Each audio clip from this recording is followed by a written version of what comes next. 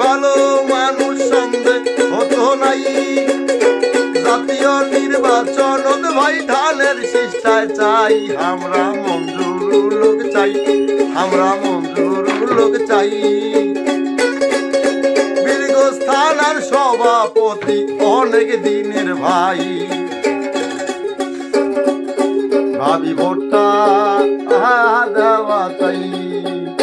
ধানের শীষে ভোট দিলে এইবার সুখী হবেন সবাই।